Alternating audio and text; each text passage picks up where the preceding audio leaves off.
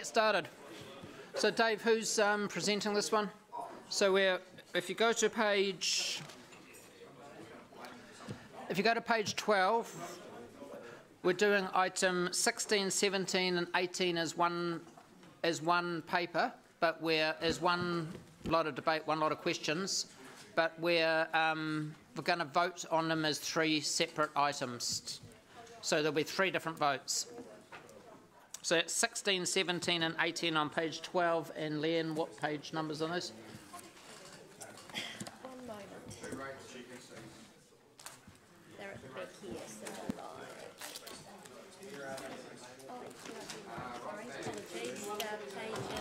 pages 368. Page 368. 368 to 383. All the complex ones. So 368 to 383 are the page numbers.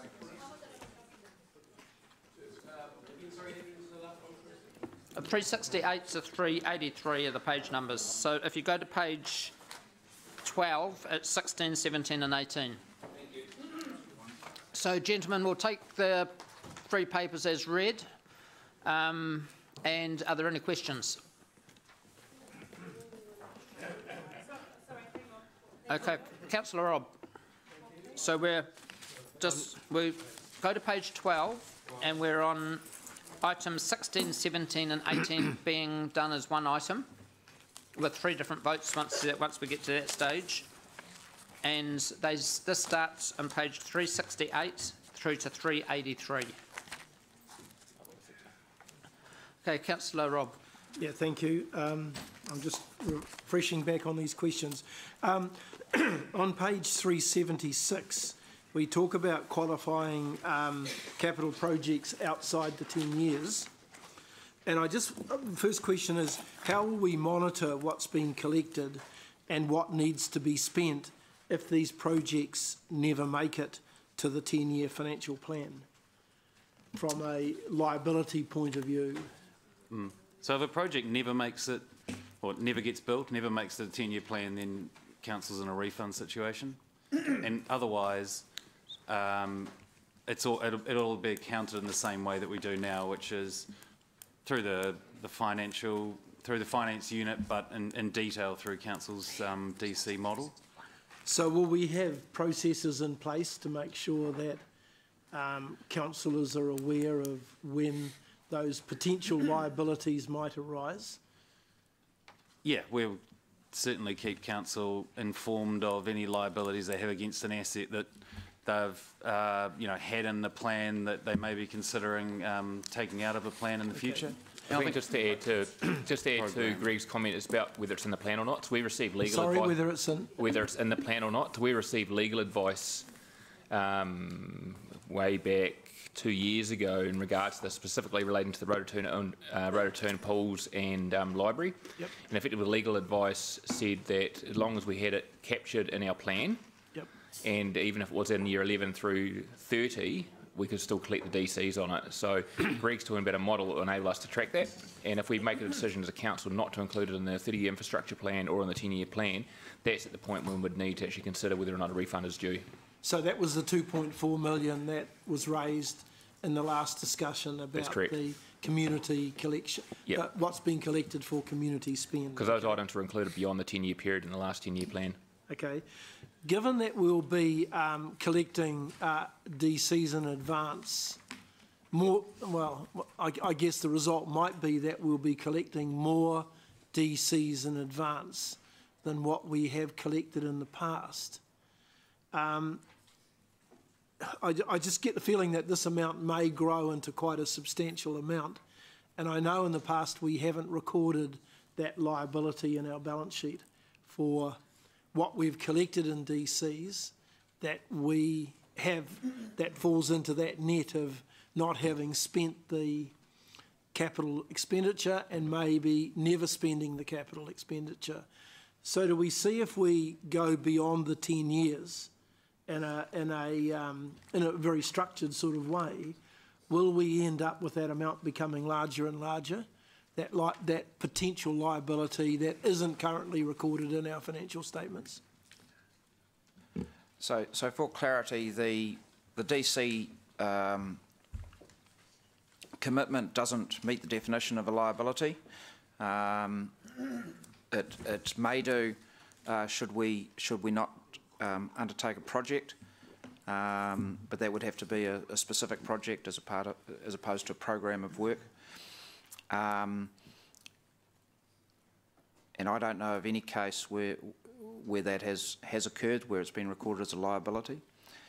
We should have some regard to the capacity, the effect on our debt of having received that money and the requirement to pay that out in the future. In some ways that's reflected in our capital program. So it certainly has to be something we should be mindful of, and at the appropriate times Council should receive advice on that. Can I just add to that, Stephen? So this becomes so within the 10-year period for programs that we've funded within the 10-year period, it's pretty straightforward because we've got debt capacity. We can see the capital program. We can see the DCs we've received.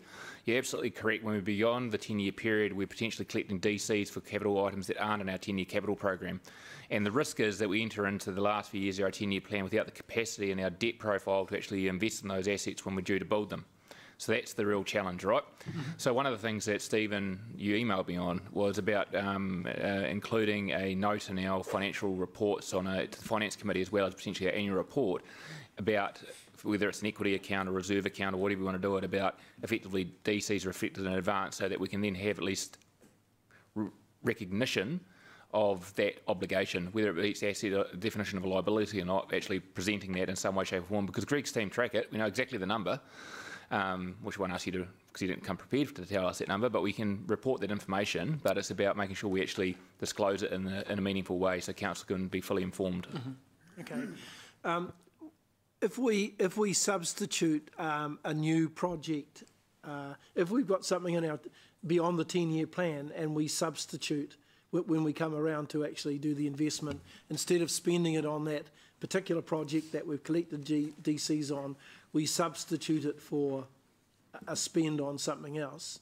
And I'm thinking here, Gary might be right. There might not be a need for libraries in 10 or 15 years. If we spent it on a community hub or whatever might be the in thing to spend it on in 15 years' time, and I know we can't collect it on at the moment on community projects, so I'm just using this as an example. Are we potentially at risk that we've told the developers that we're going to build a library in 15 years' time at Peacock, say, and then we find when 15 years comes around, the library's not required, and it's another facility that is substituted? So Council's never refunded DCs on that basis, and the Local Government Act intentionally takes a pretty broad approach to that. So you collect DCs on an activity by catchment basis. So you collect for example, wastewater in Rototuna.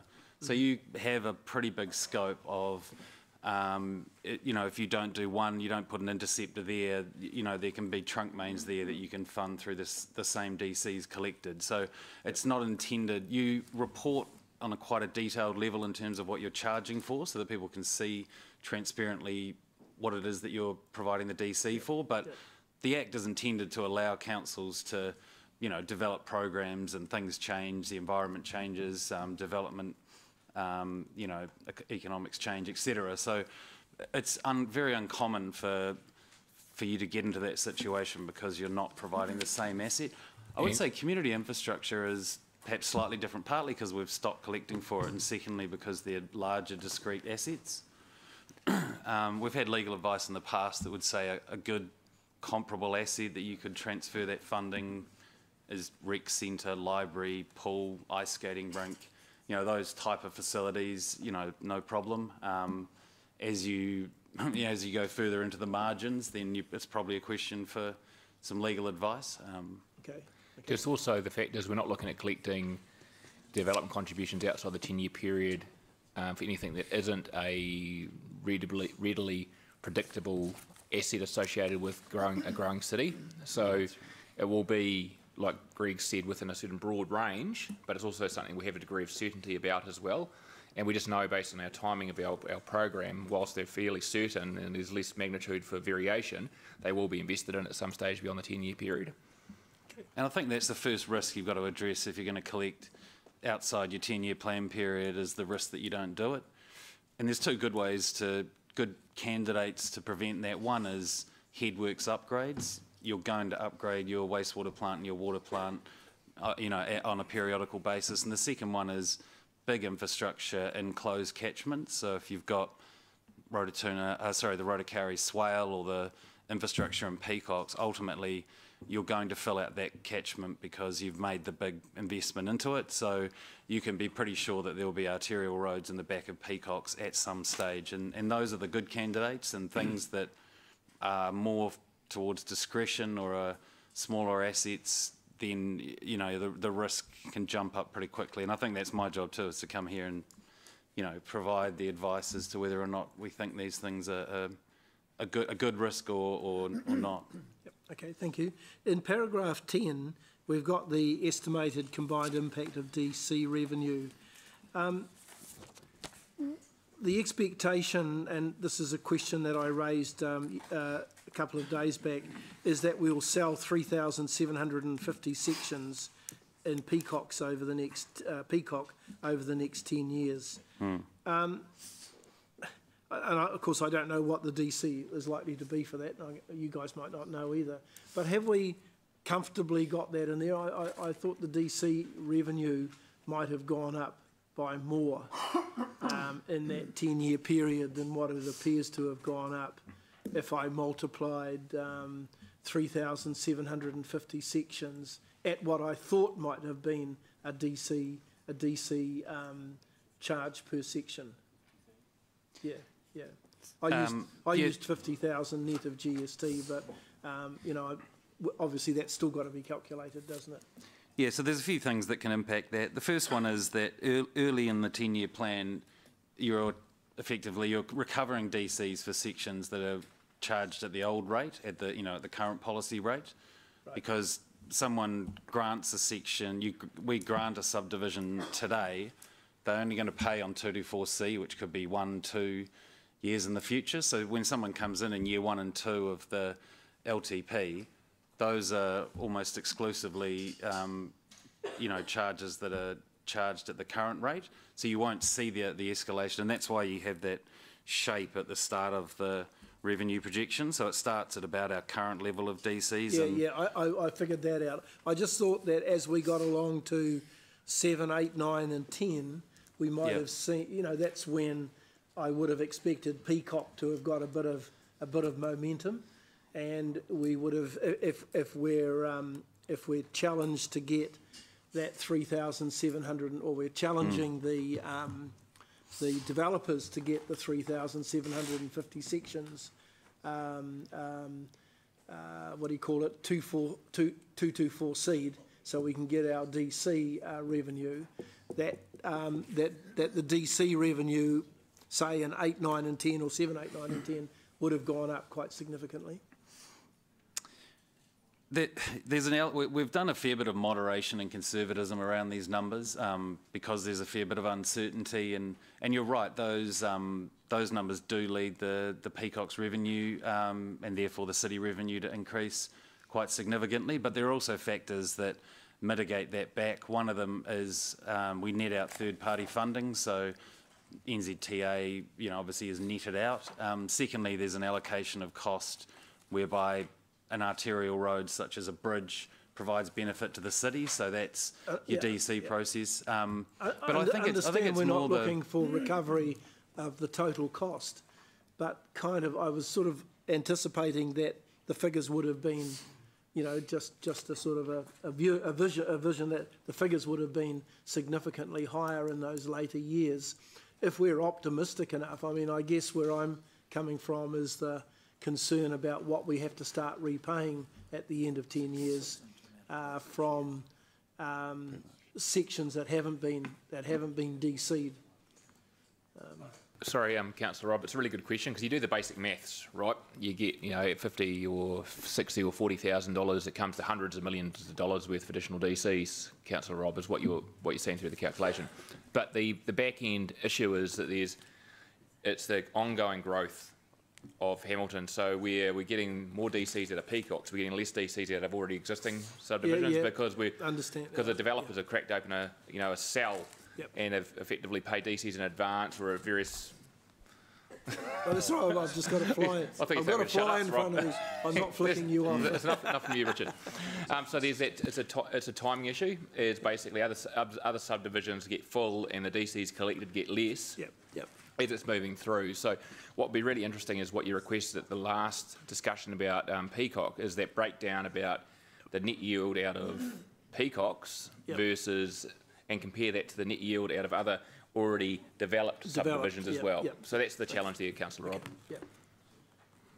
Okay, thank you. Those are my questions.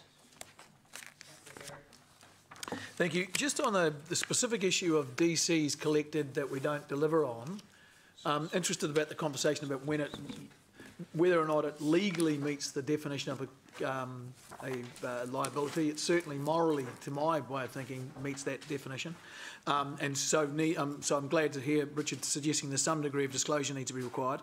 But secondly, so we're kind of moving into a regime where we might start putting a note to the accounts or something like that saying we've collected these millions of dollars of DCs, we haven't built that infrastructure yet, and that's here it is for the record. But if we don't build the infrastructure and we get into a position of refunding, who do we actually refund to? Yeah, that is perhaps the biggest problem. If you were to get into that situation, very, very difficult to know who to distribute the money, particularly when developers have companies and multiple companies and all the rest of it. So the best way to do it is not to get into that situation. Because the developer by then, sorry to cut you off, the developer who's the guy who's played the DC, paid the DC, is no longer the owner. He's gone a long time precisely, ago. I think this happened in the North Shore, and it was a major problem, and they had public registers and they had people actually actively going out trying to find people and all the rest of it. So, excuse me, guys. This has no relevance to the paper. So can we move on, please? It's never happened and it won't happen, and it's not what it's about. It's about collecting, not spending it. All right then. It's actually getting off track. Okay. Can I ask the question? Do we have a system that will be able to capture the? We've been told that already. Rob's asked that. Well, Greg's just said that's very difficult. We have. We can tell who we collected the DCs from. We have a model for tracking whether or not a project's been completed or not, and whether we're taking DCs on it. And the second part of your question, it's just there's a whole lot of legal processes for claiming unclaimed money, and we'd have to go through all of that. And we went back 2 years ago, we got legal advice that covered that off. We're more than happy to recirculate that, Councillor Gary. Okay, so we haven't got this locked in though, have we? You're right, this has got nothing to do with any plan, but I can just see that if it ever did happen... Yeah, Gary, let's get back on track. Okay. Councillor Paula. Okay, thank you. Just a couple of questions in relation to the capital value rating at this point in time. First of all, why... I don't understand the one I least understand, I guess, is the transition remission to existing ratepayers over 3 years, and how does that work, and why is it administratively complex? I'm sorry, but that was the one I kept coming back to, and I don't know quite how that works. So the current model is a move from land value to capital value split at a 10% movement every year, a split between two separate rates. The proposal for the transition remission is an option, but not a preferred option, because it would be applied only to existing ratepayers. So that means we get the full capital value uplift from growth and get the benefit of growth contributing to growth as much as we're able to. And so it replicates the current model of land value to capital value to some degree. Our systems require us to actually key the remission onto every single property. So we've currently got 55,000 properties in the residential database. And so the software doesn't allow us to apply some sort of formula and have that apply across the database. So that makes it really complicated. Also, everyone's transition is different because of the mix of land value to capital value and the proportions of those to the total value of the property, which again makes trying to duplicate what's happening in two rates through remission complex. So the suggestion is that we would do it in bands of property, so that a group of properties would have the same remission, that we'd set it at a fixed price for a period of time as the transition runs out. Preference would be that would be about 3 years rather than the current remaining 7 years. And in that way, we would provide some benefit to those disadvantaged by the transition, bearing in mind that 50% of residential ratepayers and 75% of commercial ratepayers are advantaged by the transition. But it would provide some benefit to those higher value ratepayers for a period of time. So it's an option, but it's administratively a lot of work and challenging. We have a preference to calculate the remission once and apply that same amount of remission over the remaining period that council decides the remission will be. It won't take account of any revaluation movement that occurs in for the 2019-20 financial year. But it does provide some benefit to existing high value ratepayers. Okay, so could we not just, as it's proposed 7 more years to transition, forget about the remission side of things, could we not reduce the 7 years to 3 years in terms of phasing in capital value, land value, give those higher, I mean, I'm just wondering whether we could, thank you. Yes, that is an option. And it gives those people time to adjust? For example, we're at 30/70 this year, so go to 50/50, 25/75, and then 100% over 3 years.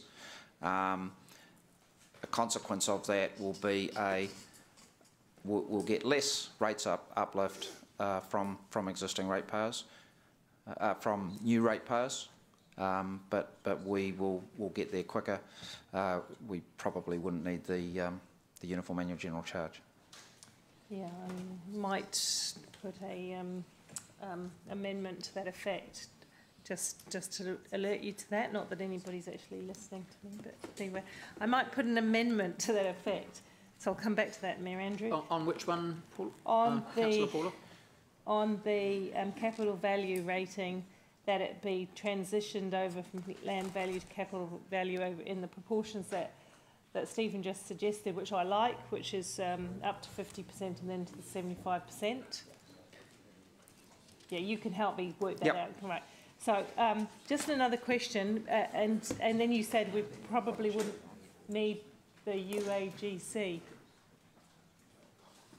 That's why I'm talking to people. Sorry, my apologies. That's all right. I find myself often talking to myself. No. If we did that, we wouldn't. You said there might be no need for the UAGC. Now you know I found the UAGC a little problematic, but can I have some relevant commentary from whoever is proposing the UAGC at $500 to why that quantum was sought? The 500. Why that much? When we looked at the sample of the $750,000 house, and it became, its rates became higher than all the comparator places. Excuse me, Steve, have you got those graphs that you can get up on the board for us to remind members of how it all works?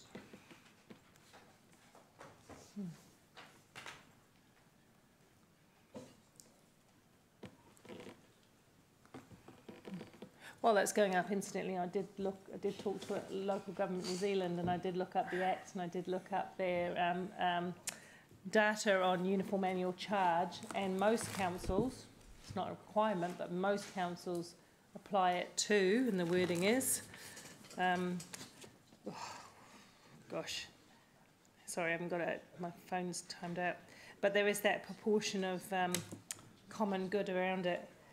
I mean, it says here directly, they tend to use uniform annual charges for those costs that are deemed to have community-wide benefits, such as the cost of democracy or governance, which is where I was coming from with my argument the other day. And if you recall, I did ask if there could be some, if we could have a little look at how other councils of a similar size are using the uniform annual general charge, whether they're just making a sort of a quantum or whether they're applying it to certain aspects of their work. And I asked that that be supplied to us, but I don't believe it has at this point in time. Has it? No, I missed the request because I haven't done any work on it. I will note that the LGNZ advice that you quoted said that councils tend to.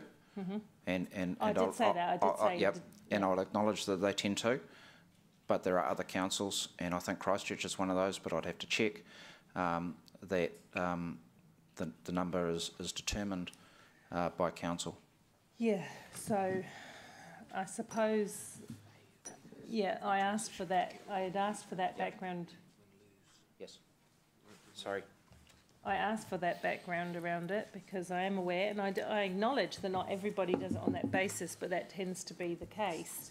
And so it brings me back to my original question then. If we're not basing it on common value for the ratepayer, where did we get the 500 from? Why?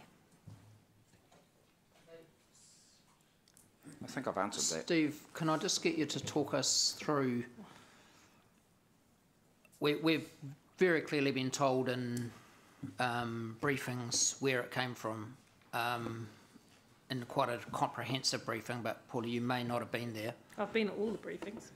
Okay, so we were very, very clearly told where the 500 came from, but Steve, can I get you to talk us through just exactly how it works to refresh members' memories?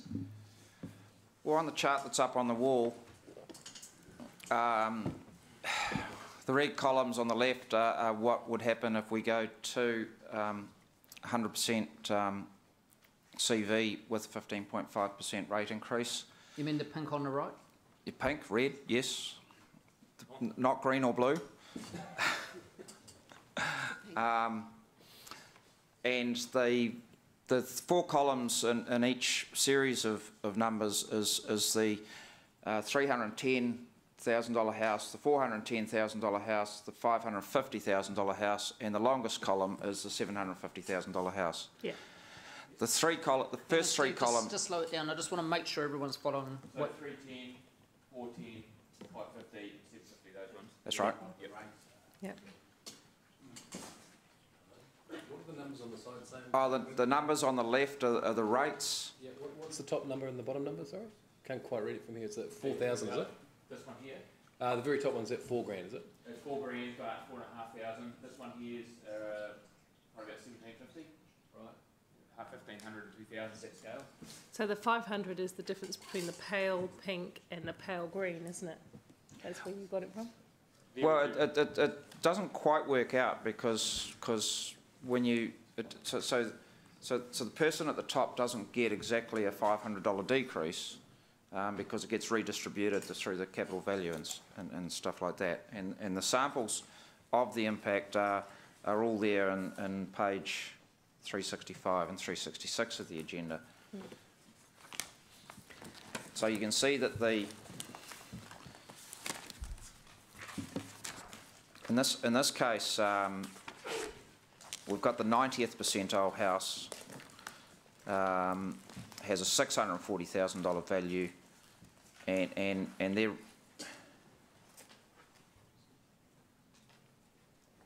Is that with the, yeah, that's with the UAGC. So their rates are going up 460. In fact, I'll use this other graph that I've... That one, no. That one there.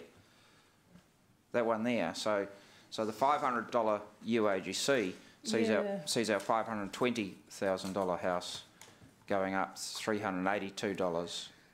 Yeah, I got that. Yeah. Yesterday I was looking at that again, and I get that. But coming back to the use of the UAGC, I had asked that we had some kind of understanding how else they're getting used, because I think potentially the wrong reason to move a rate is just to transfer wealth from one point to another. Yeah. There needs to be some other rationale underpinning that, in my personal view, and I was wondering whether there was any other rationale other than moving some value down the chain and putting it on the lower income people. So it also replicated the transition quite closely. Matt's telling me that by coincidence it replicated the transition for those higher value homes. But at the end of the day, it's a Section 1013B assumption where council can decide on the overall impact of any allocation of revenue for the needs of the community. Yeah, so there again, I was trying to drive out the rationale, not just the shift of the money. But because one of the underlying premises behind this was showing the previous bar graphs. That bar graphs, you don't have to show it. I'll just talk to it. Was the fact that we had a lot of conversations about our comparison to other councils in terms of rates, and so we had done a lot of conversation about the average house price or the median house price across, and what we're doing is showing some capacity that we were comparing ourselves, when we were comparing ourselves to other median house prices in other areas, we were cheaper. Yes, so that was the first thing. Yep. The next thing was, however, because our rates curve is steep, the higher your capital value goes up, your rates go up. And if we move to a 16, back there was model on 16.5%, but a 15.5% rates increase, our rates are so steep at capital value, the likes of those people in the 750 plus areas, so road turners of this world and so forth, their rates for a $750,000 house puts us at the top end of the rateable rates for a property. And so what the team done have modelled some scenarios of if we could flatten our curve out a little bit, and we did 250, we did 500, we did 750, what would be the amount of slack in that curve that we have to build in to have a comparable level of rates at, you can't get it exact, Councillor, but that's 750 level. So that's the science behind it, trying to level that curve out a little bit. Okay, so that makes sense. It just, to me, that whole rationale around why you would pick that quantum is still missing if you don't say what is the common value. But that's my personal view. But anyway, I think you've answered my question. And please, can I have some assistance in drafting that amendment that goes for the transition? So I missed the nation of what the amendment was. So I think Councillor Paula is asking, instead of going with the transition remission, yes. that she wishes to put a motion to transition the current LV-CV transition quicker by, instead of going to 40-60 next year, go to 50-50 and then 25-75 and then 100. So do it over 3 years. Okay, and you'll be in a position where we can model the impact of that on finances as well? Yeah, we'll need to model the impact because there'll be a loss of revenue that will affect the rates. Increase. Yep. I'd still like to test it if it could be. Yeah, sure. Yeah. Oh, no, we just need to support the amendment with...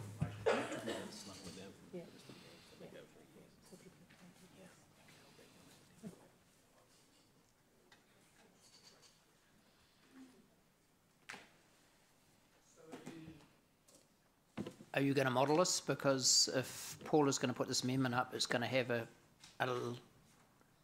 rates increase effect above the 15.5 immediate, from year one. So and year two will get worse, and year three will be even worse. So we need to actually know this so Brad, we can Brad, how long is that understand the cause and effect. Is that something you can do quite quickly, or?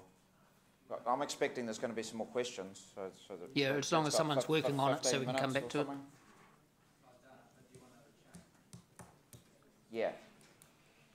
So if we go for some more questions. Okay. If there's no questions, so No, then we'll take a break. There's more questions. I just want to make sure someone's working on it. Yep. Councillor Dave. I'm taking a bloody break. Take a break at 10 o'clock tomorrow night. Yeah, Dave, you're on. Okay, thanks. Okay, so firstly, I'm moving an amendment, which I'm not going to do now, just letting you know, which is to not have a UAGC. So only point 1 of the Mayor's recommendation there. But I'm going to ask a couple of questions about the UAGC for public record, I guess, Stephen. Is it correct that for a property below the average value, they would pay more than $500 if that's the UAGC?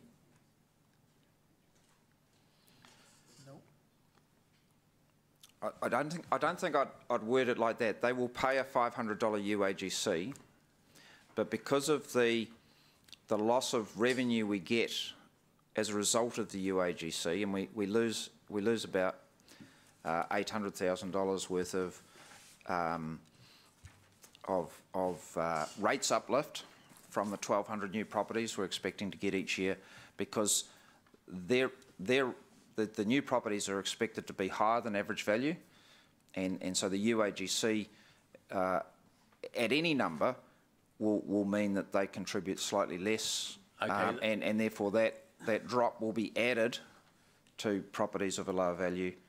So let's put it this way, word the question differently. The consequential effects of a $500 UAGC will be greater, will they not, on properties less than the average value and lower on properties higher than the average value? Yes. If we don't go to a UAGC, yep. No, I'm and we go to 100% capital value, lower value properties will pay less rates. Yeah. Okay. If we don't, if we go to capital value without a UAGC, lower value properties will pay less rates than they will if we have a UAGC. Yes. And conversely, higher value properties will pay higher rates than without a UAGC. On the assumption that in both scenarios we collect the same amount of money. Correct, yes. That's correct. Yeah. So another completely different point.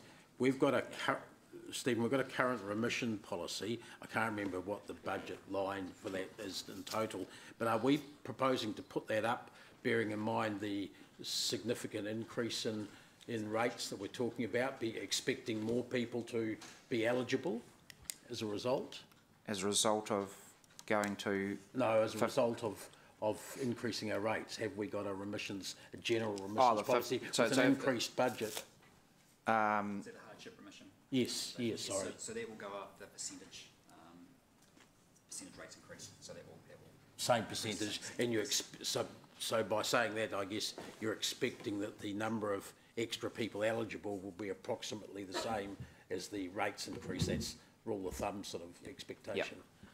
Yep. Have you any information that would say there's not a sort of a bow wave sitting just outside the eligibility area that would suddenly come in?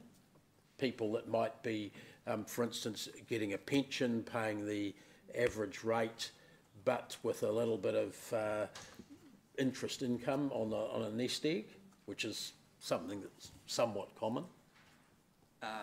it's really difficult to model where that tipping point potentially may be. So the thresholds also change annually. So the threshold for income will change the same as the single living alone allowance, the single super living alone allowance. So theoretically they should shift roughly at the same levels. Yeah. Very difficult to. Yeah, no, I can appreciate that. I guess would it be fair then that any variation from that would be sort of treated in the risks and opportunities or handled in that way? Okay, thanks. Can we come back to Paula's question and proposed amendment and what that would do to the rates, please? We can put it up on the screen, can we, Mr. Accountant? So the budget's 250 this year.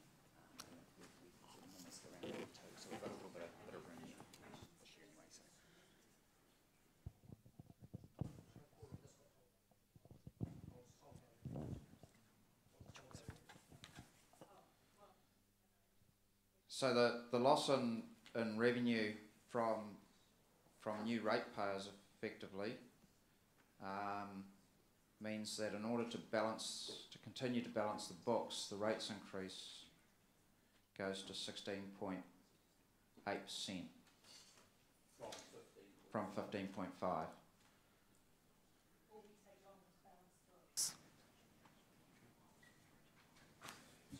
So if you have a look at the balancing the books at the moment, you'll see that year 3 has something like an $8 million deficit.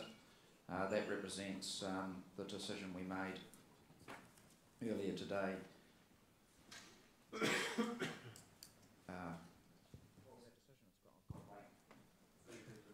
Theatres, thank you. Yeah, the theatre grant, and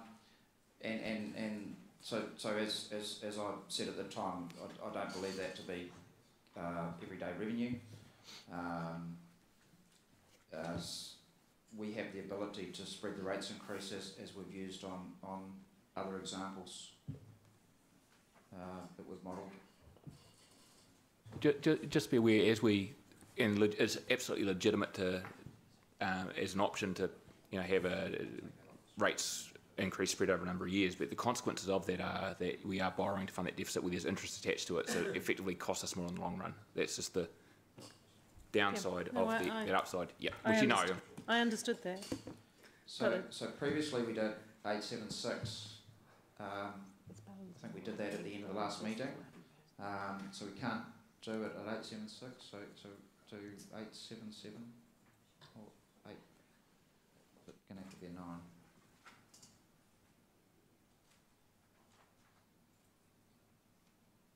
Touch and go 877. So we go for 877. So we started the meeting off that we could go at 866, and the changes we've made, if we make that proposal, then the rates increase would be 877 for the next 3 years if we were to not balance the books in the first year, and you can see on the right hand side they not balancing the books. 2 years, or the first year it's about 13 million, which is not too far off the deficit that we've had this year. Thank you. Debt to revenue there? Yeah, ever so slightly. There's a break on that to 30%, but probably within the areas of a rounding error for the purpose of this high level model. Can we have a look at the other 2 graphs that are a part of this? Yep. So it shows the 877 and a big loss of debt capacity over the outer 10 years. Which is this basically the gap. Well, that's an increase in debt, sorry. Yeah. As a result of that loss of income. You scroll down to the next slide, debt capacity, up to the debt capacity slide. Yep. Go the other. So a big loss in debt capacity there. That's the gap in here. And the issue we've got is we don't show if growth out the back end. We need to work out what that's needed to cover. The 2011 onwards. Yeah, so there'd be a peacock stage 2 at some point in the 30-year plan. Stage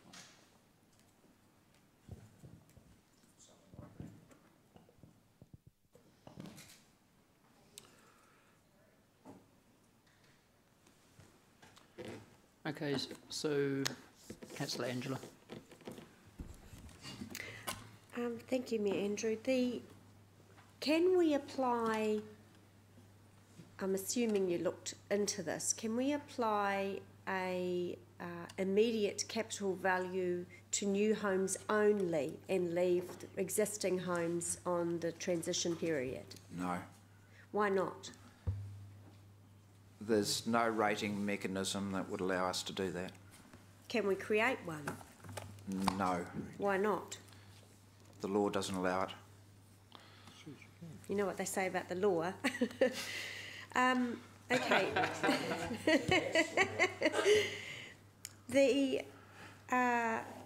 I notice in the report, so I'll speak to the 3 things as we're debating or coming to the debate soon. The CBD differential, there's not a lot of information other than anecdotal, the report is talking about in terms of the impact of that, since we've had that in. Can you, I mean, there has been a noticeably increase in development in the CBD. Have you had conversations, had staff had conversations with those developers saying that that is one of the incentives that they have picked up and why they are investing in the CBD? Anecdotally, have we heard that? I think we have heard anecdotal comments over the years that it's been in place. It's difficult to quantify because we can't survey people who develop there directly. We had a stakeholder workshop a couple of months back where we invited, there was 25 or so developers at a workshop, and I think the feedback we had was mixed. I think some developers felt that there was other mechanisms that council could use, and other developers strongly were in favour of it if they directly receive benefit. Okay. Just in the rural properties differential, if that is changed from rural to other, does the increase, does that change happen first and then the 15.5%? And if so, what would the average increase be on the rural properties, given that we don't have a lot in the boundary? Yeah, there's about 620 odd properties currently rated in that category. On the bottom of page 365, there's a sample of 8 rural properties with increases between 22 and 94%, with the majority of them with increases of around 60%. The question is not about the increase, but about the appropriateness of the amount of rates they're paying. And so if you compare the numbers in the right-hand column under proposed rates with similar value properties in the residential sector, then you might consider, with the adjustment that's been made, that the higher rates still compare favourably against an equivalent value residential property. And part of this policy change is about recognising that we are investing somewhere between $8 and $10 million every year. Yeah, sorry. With respect, Stephen, I just want my questions answered. I don't need Yep. The additional information to sell me the idea. So the 60, and I think it infers it in those sheets. So the with a change from rural to other, we apply that increase first, and then the 15.5% rates or UAGC 15.5%, whatever is on top of that. That comes first, doesn't it? The change from the rating change. Yeah, so we could make the rating change and have any rates increase you wish. It comes. Does it come first? So it comes first. I don't think. What do we apply? It'll all happen on the 1st of July, depending on what we decide. I'm sorry. What I'm trying to figure out is I'm an older couple with a rural property and a house, and I've been there forever and ever.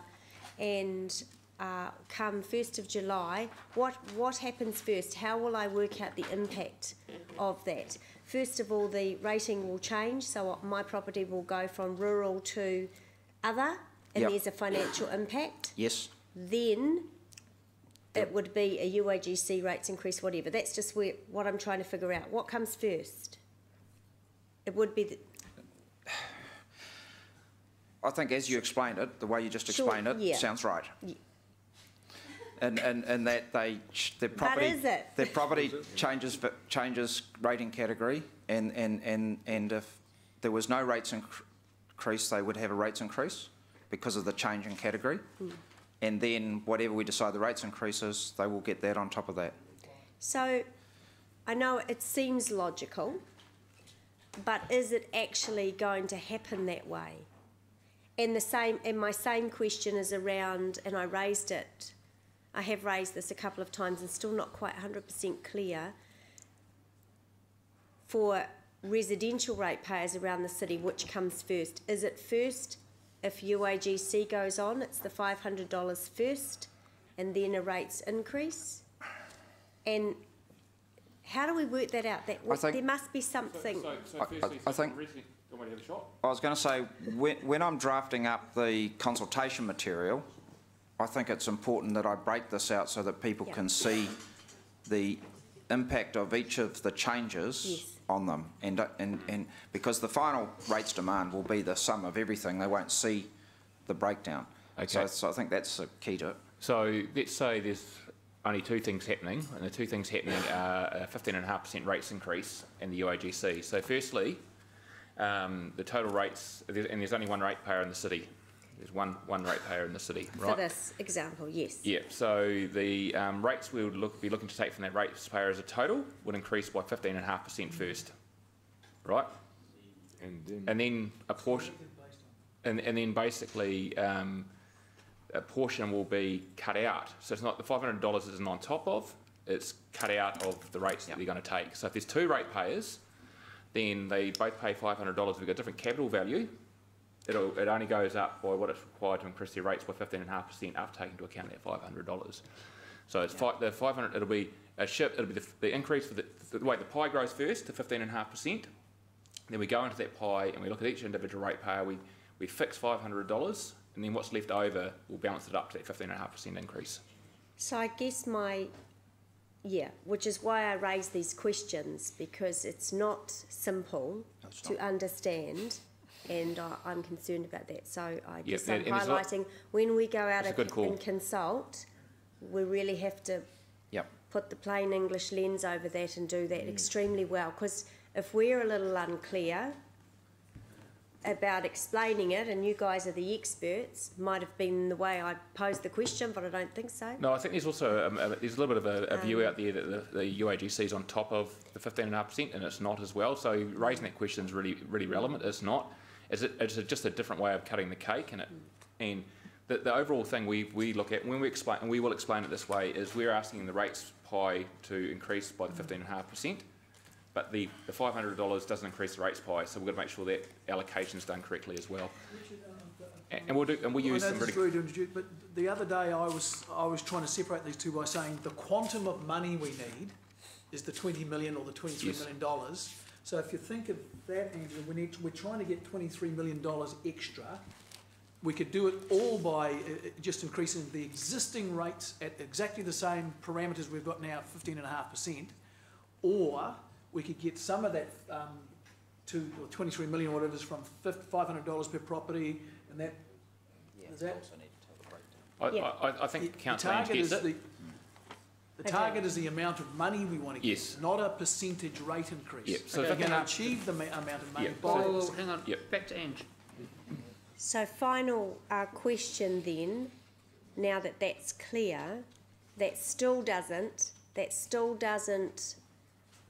whether the $500 UAGC charge comes out of the already amount, that still unfairly penalising those people that own lower income houses to those who have higher, not income, value homes. And that's a consideration for council to make. Yeah. Okay, thank you. Councillor Dave. Yeah, just a follow-up question to before, to Stephen. Stephen, when you mentioned the $800,000 reduced revenue we receive as a result of putting in the UAGC, can you explain that a bit more? You said the assumption is that all the 1,300 new houses we've got in any 1 year would be expected to be above average, or nearly all of them, I suppose. Yeah. And that's because they're paying a lower share of the UAGC. Just explain how that works, and a second question is, no, you explain how that works, and then I'll ask my second question related.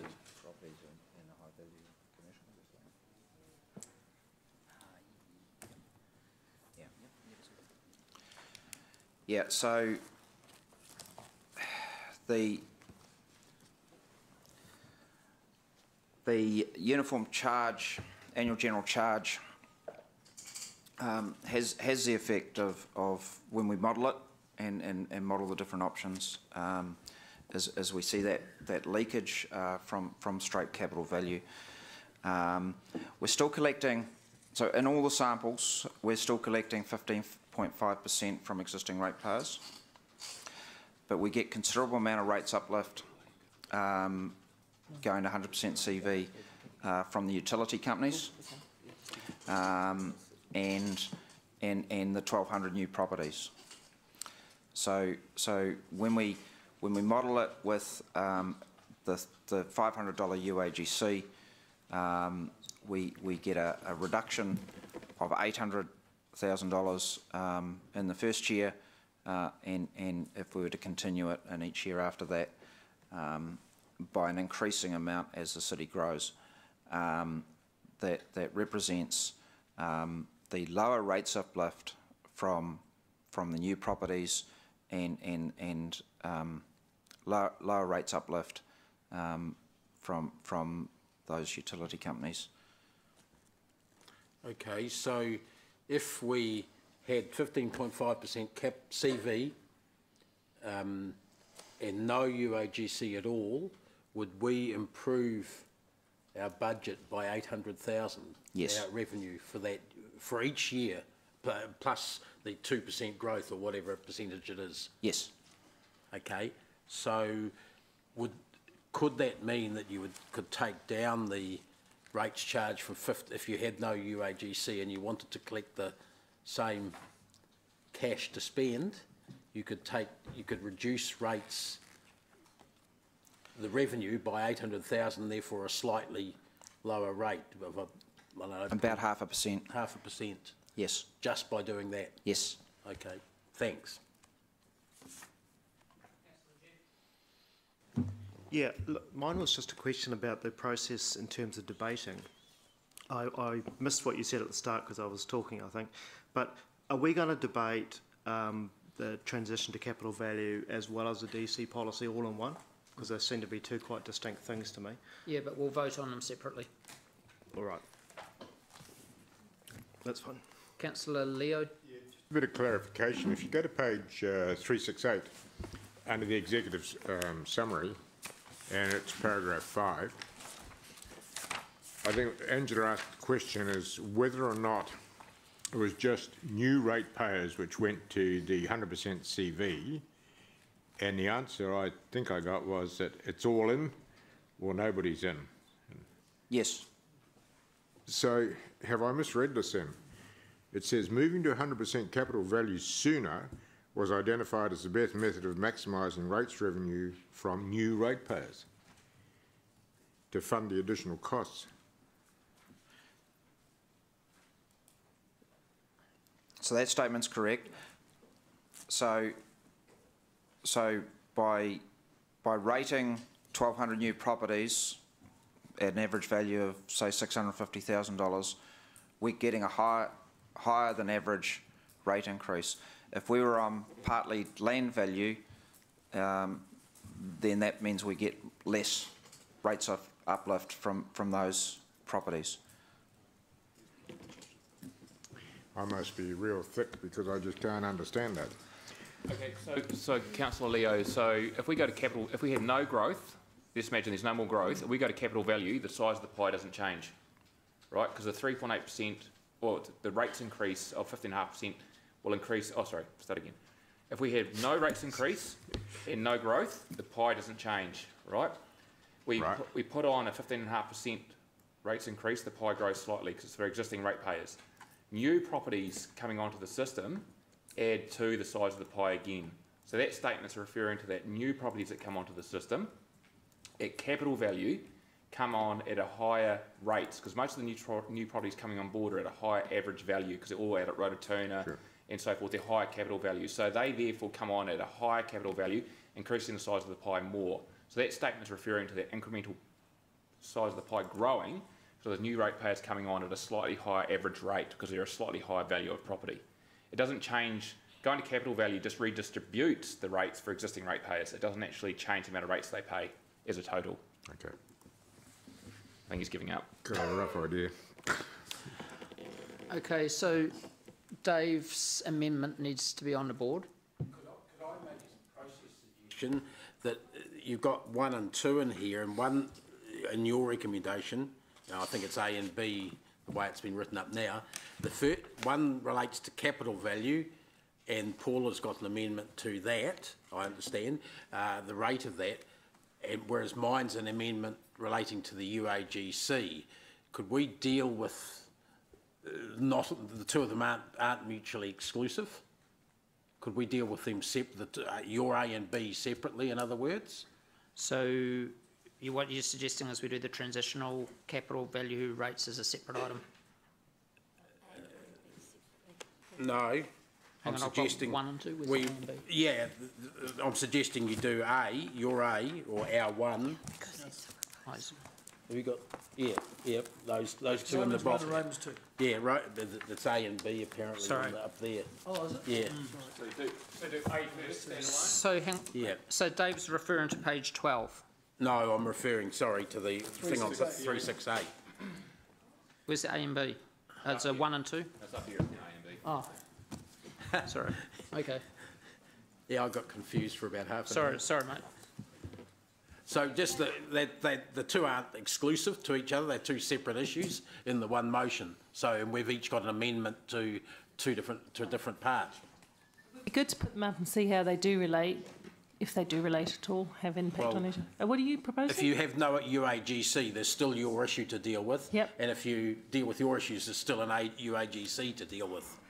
Yeah, although Stephen said that to do what I was doing, then we wouldn't necessarily require the UAGC. Didn't you say that? Or did you not say that? I don't think he said that.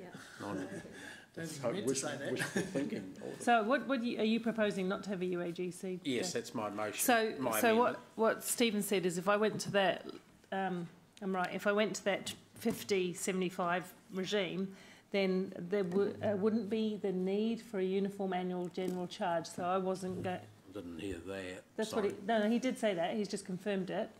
So, so we could May not. with your agreement, Dave, we could put an amendment that had changed. I don't know if you're going to support mine, mind you. Well, then why don't you deal with B first, and then that becomes that's. No, because if you vote in favour of a uniform annual charge, then no matter what I do, there's going to be a uniform annual charge. Gee.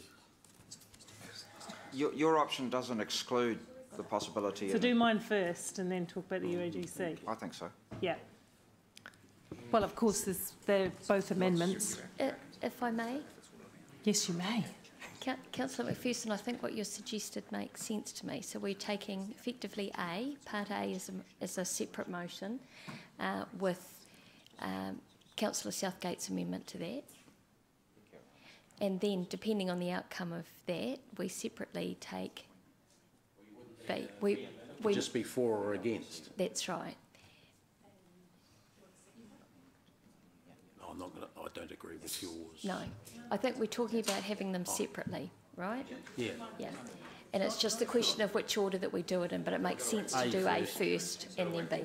Just a point of process, that the two are linked.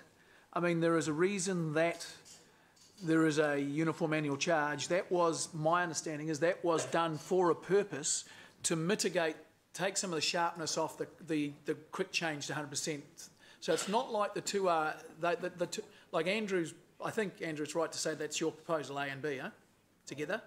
They go together because going from 40% capital rating to 100% capital rating in 1 year, So Mayor, the desire, I think, of the uniform annual charge was to lessen the pain on that, I think. So Yes. splitting those two apart kind of... is at the discretion of the mover and the Yeah, seconder? correct, Councillor Miller. yep, okay. You're taking over?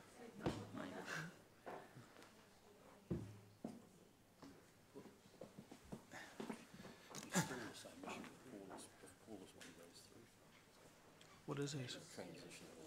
No, schedule. Where's Paula's amendment?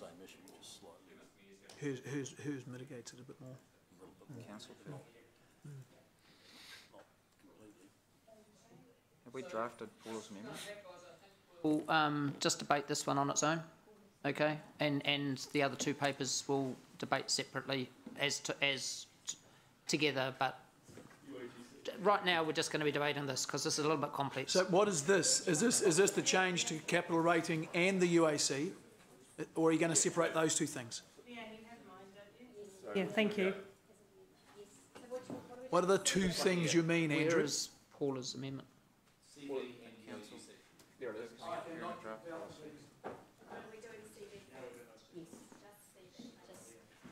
For the purpose of preparing a draft policy approves changing to 50% capital value rating year in year one. So we're just going to debate this motion first, Andrew. 75% capital value Sorry, they're all in year two. no, all three together. Sorry. Becca, second is Councillor Bunting. Thank you.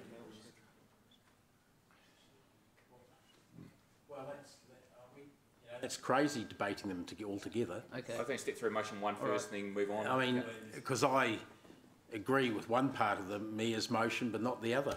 Yep. Yeah.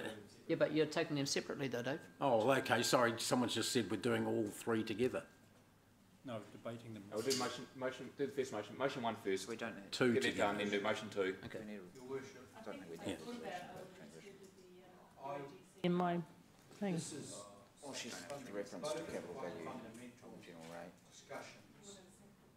rate. Moving to capital value, and for the first time ever, you know, a uniform annual charge, I would strongly encourage that we should, I know it's going to take a bit of extra time, but have two separate debates, because I think they are very significant events, and I think to deal with the capital value issue first, and then whatever happens to there, then move on to the issue of uniform UAGC.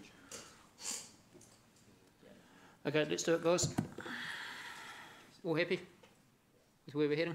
All understand where we're heading? Leanne, can you just explain what we're doing? Just making sure we know what we're doing. Right. Thank you, Mayor Andrew. So we are currently debating the motion and the amendment. So that's together. That's Mayor Andrew, Deputy Mayor Gallagher's motion one up there, and Councillor Southgate and Bunting's amendment. Then we will vote, and then we will take debate and voting on motion two, which is Mayor Andrew and Deputy Mayor Gallagher's motion and Councillor McPherson's amendment. If needed, yeah.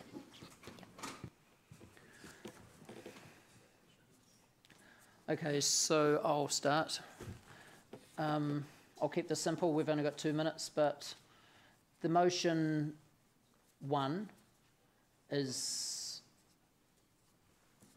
a huge part of fundamental to balancing our books and making this all work going forward. And Amendment 2 whacks nearly another 2% on the rates take. Just doesn't make sense to me. Why would we do that? I'm done. It increases the rates to 16.8. It's or we push it out for about another 5 years and we breach our 230 debt cap, even although you say that's marginal, we still do on the graph, and it just, why would we put our city in that pain? Okay, Councillor Dave. Okay. Paula should be next. Okay. It's me? Yeah. Thank you, Mr Mayor. Yes, look, I'm well aware that it will take longer to balance the books, and yes, I'm aware that it will reduce the debt capacity, but I think what's most significant, it will soften the impact of the rather nasty rate surprise that we've given the public, and it will in fact allow them to adapt and to plan financially for the new future.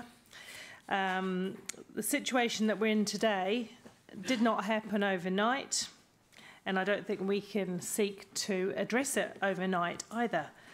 The pressure of growth cannot all be on today's ratepayers, and that is, of course, a large reason why our debt capacity is so constrained, notwithstanding the need to fund business as usual, which I accept, but I think there again we've got to transition people to this And yes, we will need to post some sort of rates increase, and that will be very unpopular. But I think we have to be fair to the people and give them the chance to adapt and be able to afford this change. The Mayor mentioned why would we draw out the pain? Well, I guess the choice is to give people a huge amount of pain in the first year, or just to be a bit reasonable and spread it out. The other thing is that the breach of the debt cap is nominal. It's just tiny, you could barely see it on the graph. So for those reasons, I would prefer to phase in the change from land value to capital value, absolutely accepting that in the end capital value is where we should be. Thank you. Councillor Jeff. Sorry. Yeah, I was. Okay. I got bumped by Paula. Now I know. Thank you. Look, when we brought in capital value, I was the one solitary vote against capital value because I felt that it would unfairly impact on large numbers of people, particularly actually on the east side in Rotatuna. I think the figures that you've got here on some earlier pages actually show that quite graphically, but nevertheless it's something we decided on and started implementing, and I have to go along with that. I notice though, with Paula's comment that we should give them time for transition, there's already been 3 years of transition, so it's really doing it in a 4-step jump. But sure, the last jump is larger than the early ones, but people have seen the way that particular part of the world is going for 3 years now. The other thing is that utilities under land value paid no rates at all, just some expenses. Capital value, 100% capital value gets them paying a fair rate. That was one of the best arguments for capital value, I always felt, because they were getting away scot-free, and they aren't under capital value, and I think that's a powerful argument given the amount of money that we'd be collecting from utilities to increase it to 100% straight away, now that we've actually gone down that course for 3 years already. Well networks and rail and so forth like that. So, councillors, I don't think it makes much sense to keep dragging it out. We're almost defeating the purpose. We will have gone 6 or 7 years of the 10 years anyway, so it'll hardly make any difference to what was already in our plan, plus it will put up rates in the short term. Councillor Jeff. Thanks, Mayor Andrew. Look, I certainly don't support phasing it in over a couple of years. We're looking at a significant rate rise already. And yes, you can talk about smoothing it over a number of years, Paula, but already I'm keen to smooth it over a number of years, and we're talking about 7s and 6s over 3 years maybe, and I find that unacceptable at the moment. So your option's going to be even worse. You can talk about softening the blow. My feeling for softening the blow is that a UAGC is the tool that I would support to do that, so I'm going to speak in favour of that in a moment. But this budget is built on doing it in 1 year, and I think it's going to be absolutely horrendous if we try and spread it out any further. Unless you've got some rabbit that you're going to pull out of your hat, Paula, I just don't think it's a good move. I mean, no doubt you will have some discretionary projects in your community services area that you're hoping to get through here. Well, you won't have a hope in hell if you're going to phase it out over 2 years. Thanks. Councillor Mark. Right, I'll have a, you had a perplexed look when you look at me. It's like, you're going to say something about finances? I'll give it a crack. I agree with Paula on this one. You know, first of all, I'm still struggling with how we got here. We're looking at a massive rates freeze. I know how I got here. How you stayed, I'm not sure. No, sorry, that was silly. I'm just looking at these numbers. With the way this is, Rotatuna is 62.97% rates rise. Hamilton needs 52.64% rates rise. The Lake, 80.8% rates rise in real terms when you're talking about the 100% CV and UAGC. It's too much, and I think there's an opportunity here to ease a little bit of pain, by spreading it out. I have to admit, not coming from an accounting background, but when someone says, let's make this a little less painful, I'm all in it, because quite frankly, I can see the modelling. The modelling is absolutely right from a inside the council point of view. It'll get our books right. But for heaven's sakes, we're asking for ratepayers' money here. The pain is huge in these areas, and I'm just doing my very best to dull the pain with what limited knowledge and skills I've got. So I'll back this one up. Deputy Mayor Martin. Well, I do need staff to go back and I think I want some accuracy on that comment, because obviously if you shift immediately to capital value, you're redistributing. This is about a redistribution of the rates you pay, but also what it does do, as I understand it, captures immediately the new properties, new builds, straight away, as I understand it. So I do think, in view of the previous speaker, there needs to be some intervention just to clarify those facts. In my view, I certainly appreciate. I mean, in the end, however way you get there, this is two arguments. One, obviously we need central government to give local authorities throughout this country more flexible ways to raise revenue, and obviously that's where the petrol tax is being issued as one mechanism. But secondly, in the end, what do you think is a fairer rating system, land value or capital value? Then the issue is, given the incredible pressure of growth in this city, do you want to make that transition sooner rather than later? But could we just have clarification in terms of, there were figures being bandied around there, because some people go down, some people go up. Excuse me. I don't think it's fair to go back and... Well, no, okay. If there's incorrect, and I'm not saying that my... Stop. Sorry. Yours wasn't a point of order, Paula. The only point of order you can raise is on accuracy. You would have to say point of order on accuracy. Raising. You can't do it as part of your speech. The next speaker is Angela. Point of order. Yes. Could the Chief Executive just clarify whether, in fact, with respect to my good friend and colleague Councillor Bunting, whether, in fact, his percentages were accurate? No, excuse me. It can only be a point of order. What is your point of order? I was just going to let him know that I was just quoting off this page here. Okay, if it makes so it just easier. to guide staff to what Martin's point of order was, it's that page. Yes. Okay, Councillor. So could staff work on that while we continue with debate? Cool. Councillor Angela. Thank you, Mayor Andrew. I'm speaking against. I won't be voting for the amendment or the motion. The trouble with doing an immediate transition to CV is the next decision that we're going to make is possibly to introduce a UAGC, and the two of those things don't work together. They don't work together for a fair and easily understand rating system. Look, we moved to capital value.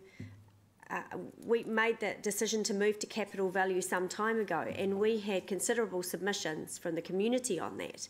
And one of the things that a lot of them submitted on was that it wasn't a fair rating system. You can easily guess that those were the people in the higher value homes. And the fact is, actually, capital value is a fairer rating system, but not if we're going to go down the track of UAGCs. And more importantly for me, we actually made a commitment to ease the financial pain over a 10-year period in response to some of those submissions. So for me, this is about sticking to that particular commitment.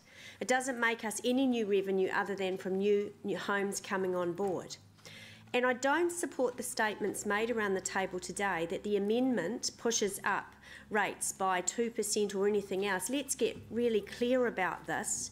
It's the proposed priorities in the budget facing us that is where the city is facing a 15.5% rates increase, not the amendment. Could I ask the General Manager for accuracy on that part of the speech, please? Or the CE?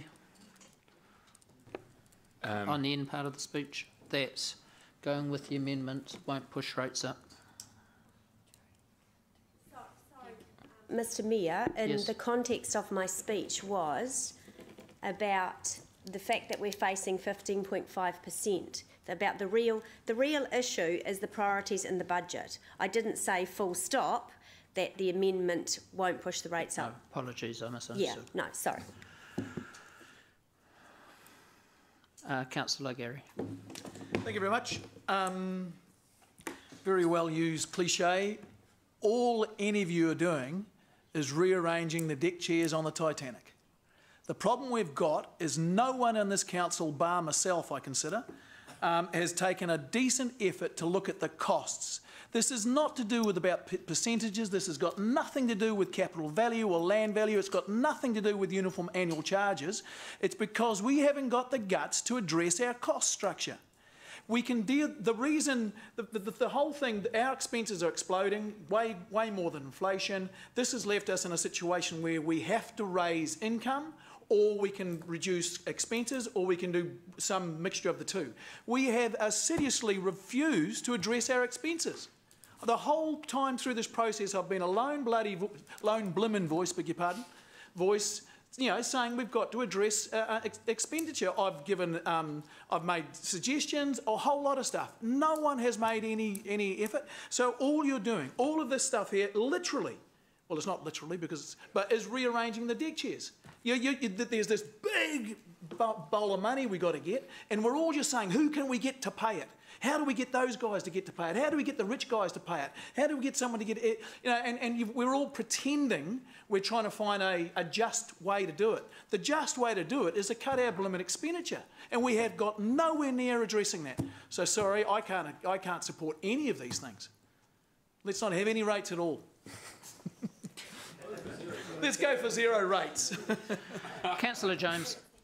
I find myself in the unusual position of sometimes, and on this point, actually agreeing with Gary. Look, we're actually walking in places where angels are fearing to tread at the moment. Because look, we're on a hiding to nothing. We've got 5 new councillors that walked into this council last year where we were told our finances were in good hands and they were all tickety-boo. And we found out February that they weren't. And now we are telling the public that there's a 15.5% or 16.5% rates increase coming their way.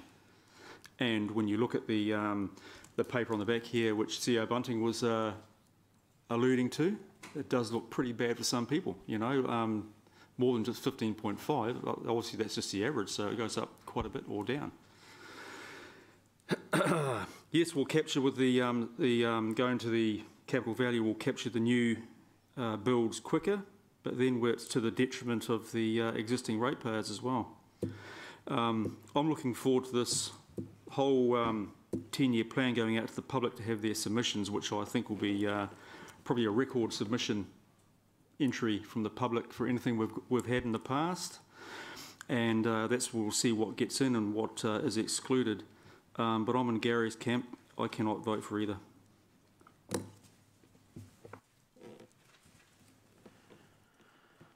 Councillor Robb. Thank you, Chair. Look, I'm just in this debate reminding Councillor Mallett that if he was perhaps listening on Thursday, you have made it very clear in your budget proposal that Richard has a target to reduce costs by $5 million in the next 12 months, and we also voted on a re-imaging of council, which is going to cost us $1 million, with an expectation that there would be some significant reductions in cost. So I don't think Councillor Mallett is strictly correct when he says that we are not looking at the costs across the organisation. And the 4 years that I've been here, it has been, and Councillor Mallett, I know, has pushed this reasonably hard, but I think that there are others from the last council who also put Richard and Barry Harris before Richard under the microscope to endeavour to get reviews of the costs of running the organisation. So I'm just a little bit staggered that Councillor Mallett would raise this when in fact work is being done to consider where we can reduce those costs of running the organisation. Thank you.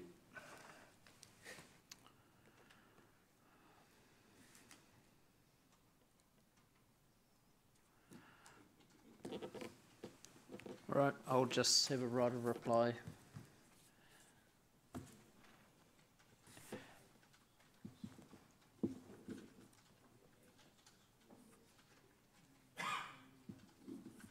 Guys, just be aware that if you vote down going to capital rates, and we haven't asked staff to work this out, but the rate increase would have to be substantially above 15.5%. I imagine it would be up within 2 or 3 years, up into the 20s. It would be, I can't stop and ask now, and nobody has asked this, but if the motion was voted down, the rates increase would have to be way above 15.5%. And then on top of that, if the amendment gets voted for, we've been told the rates increase would go up by about 1.5%. So it goes up to 16.8, we got told. So I just want you to sit back and think carefully. You're here for these hard decisions. That's why you're in this job. And I know it's not easy, but you can't just protest vote things down because you end up with a far, far bigger problem.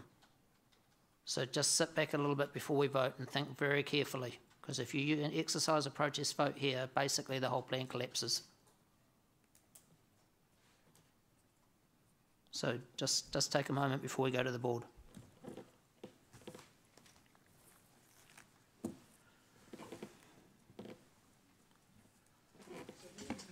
So, excuse me, no talking. No, excuse me, democracy will explain what we're doing. Shh, Gary, shh. You know the question? Yes. Gary, be quiet, please. You're not allowed to talk once a vote's been asked for. I've got it, Councillor Mellett. So we are now voting on the Councillor Southgate Bunting amendment.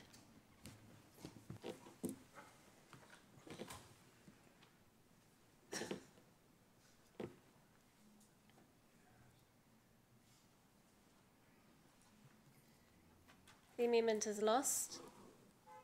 3 for, 9 against. Okay, we are now voting on the motion.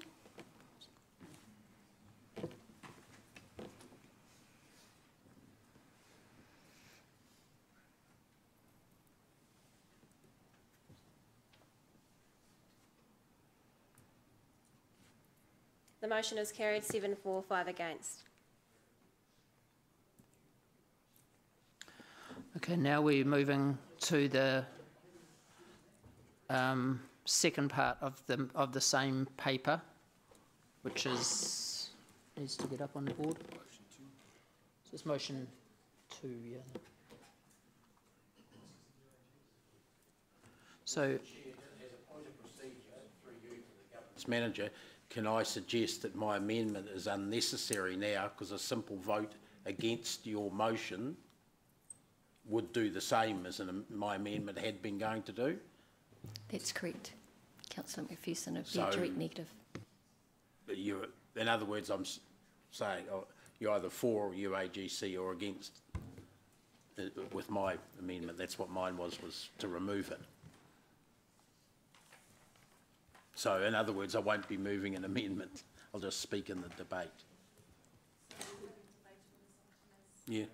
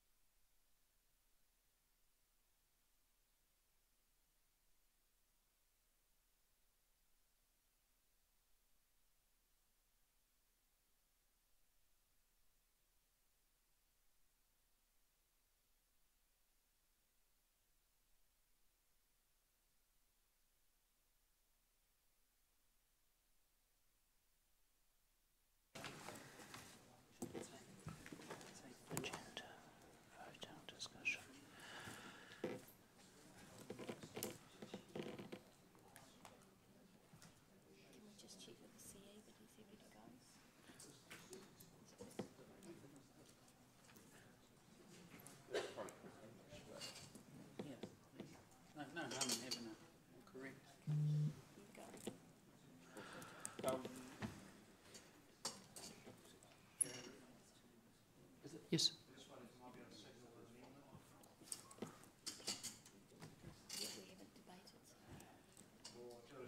It's a new motion. I think it's probably a good time to get it up now if democracy can allow it. Of a 250 uniform annual general charge rather than 500. So copy the same thing and change 500 to 250. 300. 300, sorry, 300, my mistake.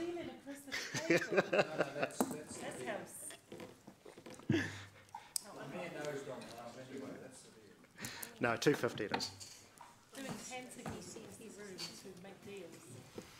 It's just bloody, it's just terrible. So is this done? Anyone who's voted the last? No, 250 is a balance between 500. Okay, so do we have a seconder for that? Seconded by Paula. Can we see the effects of that before we start in a graph on the wall? Is that okay? Can we see the effects, of both no UAGC and the 250? Yeah. I think, yeah. Yep, so I think we'll just take 5 minutes, guys. Water break. Let these. Oh, are you ready to go, are you? Okay. Yeah, Throw it up then. no water sorry. break. Sit down. Water break for 5 seconds.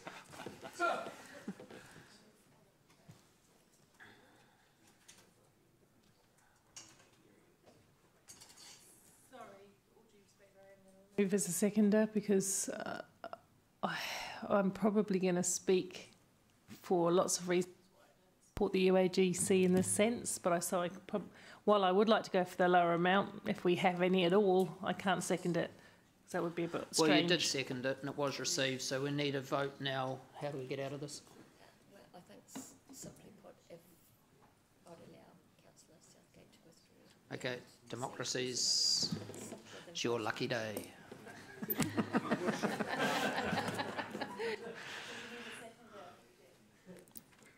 Well, this is an interesting issue. I think it's a healthy debate. Hey, how about let's not take a seconder, let's get it up on the board, let's discuss it, and then we might take a 5 minute. Is that okay with you, Dave? Yes, please. Yeah, okay, so let's not take a seconder, let's get that up on the board, let's talk it through, and then we'll take a few minutes break to organise the seconder. And okay, so let's talk through the effects. Trying to get it back, Dave. My staff need to go. Oh, who is it?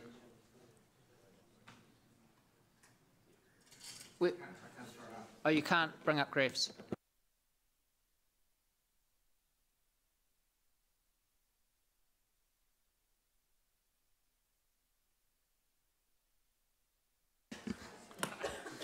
Break now anyway, but